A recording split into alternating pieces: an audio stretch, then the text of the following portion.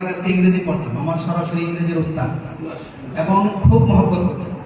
এই যে আমাদের বাংলা জীবনের প্রোগ্রাম বিভিন্ন কিছু হতো, তখন দেখতাম মাওলানা ওয়াজে সাহেব, যারা নজরুল হোসেন সবাই জানেন, মাওলানা ওয়াজে সাহেবের যে তার মিডিয়া সম্পর্কে তার জ্ঞান এবং বিশ্বব্যাপী তার যে একটা ছিল, তো মাওলানা ওয়াজে সাহেবের পরবর্তীতে নদওয়ার মিডিয়া অঙ্গনটাকে জীবন্ত রাখার জন্য আমরা যেটা দেখতাম হজরতদের সাথে মাওলানা ওয়াজে সাহেবের যে সম্পর্ক, মাওলানা ওয়াজে সাহেব তাকে বিভিন্ন জায়গায় তারজিহ দেন, দেখে মনে হতো যে আমাদের মাওলানা ওয়াজে সাহেবের আরেকটি প্রতিচ্ছবি, এবং আমাদের গর্বের বিশ্বাস সেই প্রতিচ্ছবি আমাদের বাংলার সন্তান।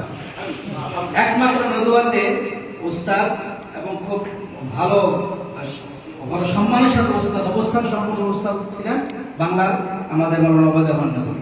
তো আমরা হুজুরদের কাছ থেকে আলোচনা শুনবো। আসলে মিডিয়া তো ইসলামের শুরুর দিকে হলো মিডিয়া। রাসূল সাল্লাল্লাহু আলাইহি ওয়াসাল্লাম কাবা শরীফের চত্বরে দাওয়াত দেন, দাওয়াত দিয়েছেন সাফা মারওয়াতে, সাফা পাহাড়ে হিসেবে। তো কাবার চত্বরে যখন তোয়াফ করে তখন ওখানে দাওয়াত দেওয়া ছিল।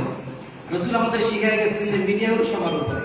এজন্য ইয়া আইয়ুহাল মুদ্দাসসির কুম ফাআনজির ওয়া রাব্বাকা ফাকাব্বির, তাকবীর একটা মিডিয়া, তাকবীর একটা মিডিয়া। এরকম মিডিয়া সম্পর্কে অনেক কথা আছে, বলা যাবে। আমি নদওয়াতে গেছিলাম, তখন হযরত আমাকে এই সাহিত্য সাংবাদিকতা এবং এই বিভাগে আলোচনার জন্য ছাত্রদের মাঝে বসাই দিয়েছিলেন। তো ওই সময় আমার কাছে মনে হয়েছিল যে আমরা বাংলাদেশের ছাত্র যারা পড়ে চলে আসে নদওয়া থেকে, আমাদের ওখানে কোনো স্মৃতি থাকে না। একমাত্র আমাদের বাংলাদেশি এবং বাংলা অঞ্চলের স্মৃতি হলেন নদওয়াতে মাওলানা ওবায়দুর রহমান নদভী।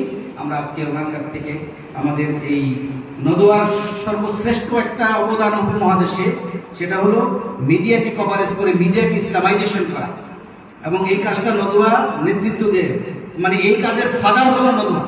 তো সেই নদওয়ার একজন প্রতিনিধি আমরা পেয়েছি এবং ওই ডিপার্টমেন্টের একজন ডিনকে আমরা পেয়েছি। আমরা তার কাছ থেকে শুনবো। আল্লাহ আমাদের তৌফিক দান করুন।